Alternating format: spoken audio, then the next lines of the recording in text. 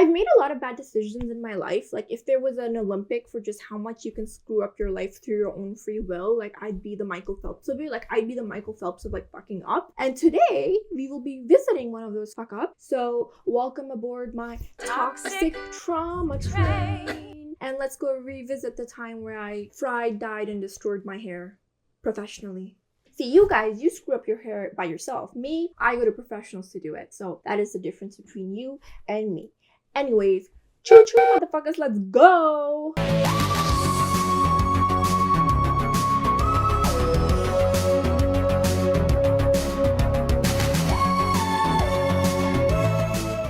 The time is 2020. I'm far younger. I don't have this in my face. And this is also the time where I have the self-esteem of a 12-year-old girl going through pro-am on Tumblr. Like, I was feeling so shit about my space, right? So I was like, I want to change something up. So I was like, hey, why don't I get my hair dyed? Because I was convinced if I got my hair dyed, I would become a brand new person. I don't know why I thought that changing my hair color would be changing my facial structure, but like, you know how like in Jumanji, there's this like average looking girl and like she plays this video game and then she ends up like Amelia Pons, who's like the hottest girl alive. Like, I want to end up like Amelia fucking Pons. So this was my Jumanji, right? Like, I would be unrecognizable, right? Like, I would go home and my mom would be like, oh my god, like, call 911, like, there's an intruder in her house. She's really hot, but like, help. I was going to be a completely different person. So for the sake of my crippling self-esteem, I decided to add a little color to my life and get my hair dyed, but then it just ended up dying. So anyways, that's the end of this video. Thank you for watching. Don't forget to like, comment, subscribe. I'm kidding. Don't leave. I'm serious. Stay.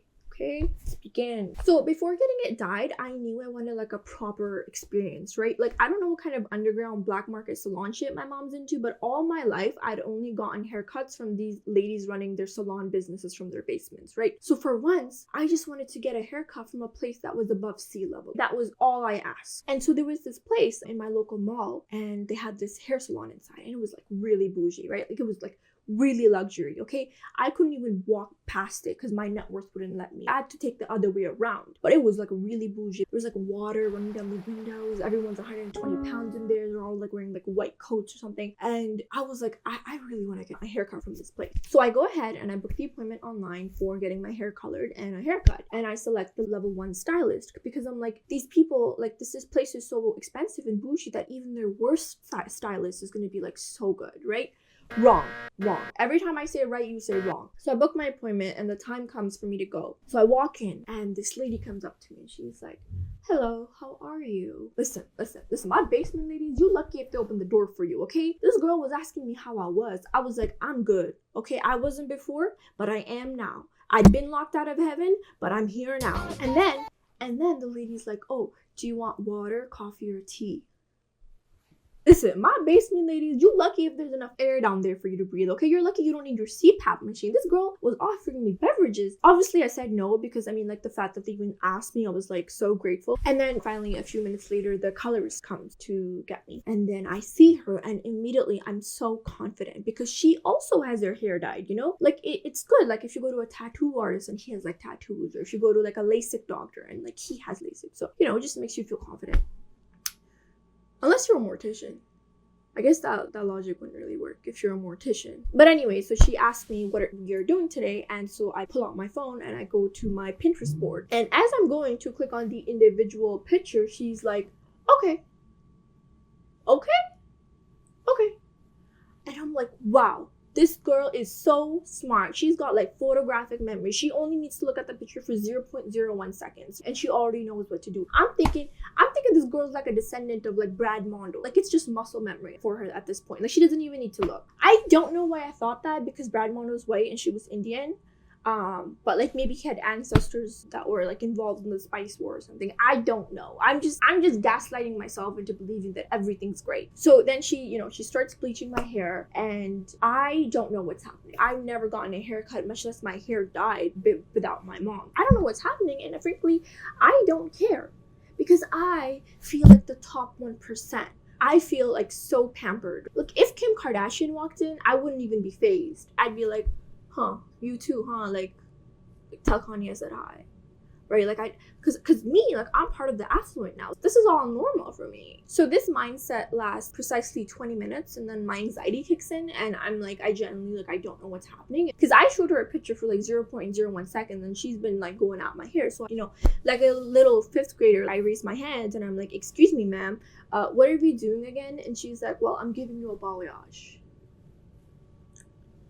Do I know what the word balayage means? No. Am I gonna ask her what that means?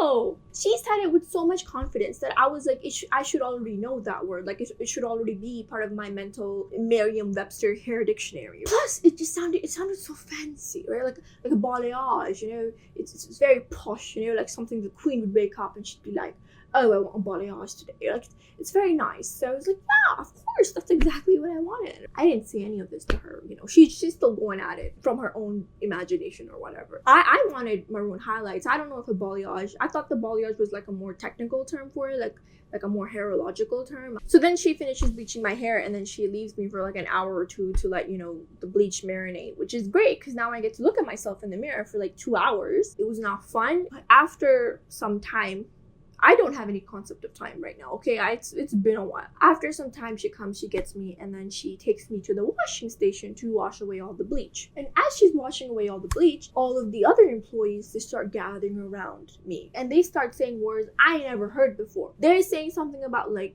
lifting, like, what's lifting, ma'am? Are we at a hair salon or are we at an airport? And then they said something about like virgin hair.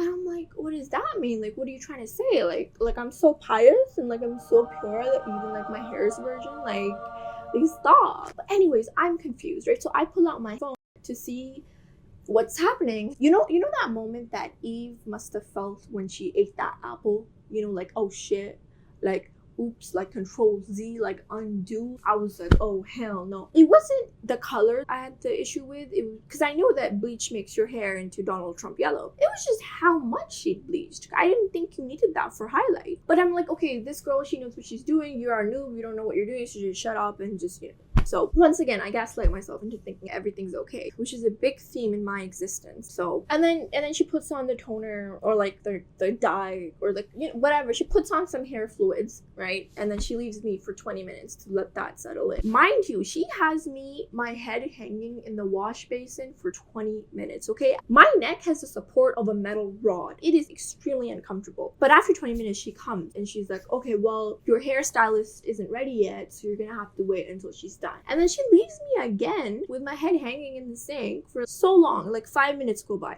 10 minutes go by, 20, 25, 30. Like, what do you have against my neck? Like, why are you trying to bat neck lady my neck? At one point, I was like, okay, my head's gonna fall off and it's gonna start rolling around like that girl from Hereditary, I'm a simple woman. You support my neck, I support your business. But when you screw that up, you best believe I'm gonna make a video about you. So before my hair colorist had left, she'd actually pointed out my hairstylist, which coincidentally is exactly in my line of vision. So I look at her and then I look at her current client. This girl, she had decided to live her life out as Rapunzel. Her hair was to the floor. She had been growing that shit out since 1400 BC. Like, there was enough hair to tie down a family of 5. Her hair did not need to be that long. I swear, her hair is like 70% of her carbon footprint. Cutting her hair would actually be more environmentally friendly for us. Anyways, I look at this girl and I'm like, okay, that's what's taking so long. And then as every minute goes by, I'm looking at this girl, my thoughts, they start to get even more intrusive. My id was idding. I'm like, oh my god, like, what if her evil stepmother comes and like takes her away and locks her in her tower? Like, oh no, what a tragedy. Like, Disney, come get your girl. Listen, I know I shouldn't have been hating on her. I know it's not her fault. It's actually like the salon's fault for not managing the appointments properly.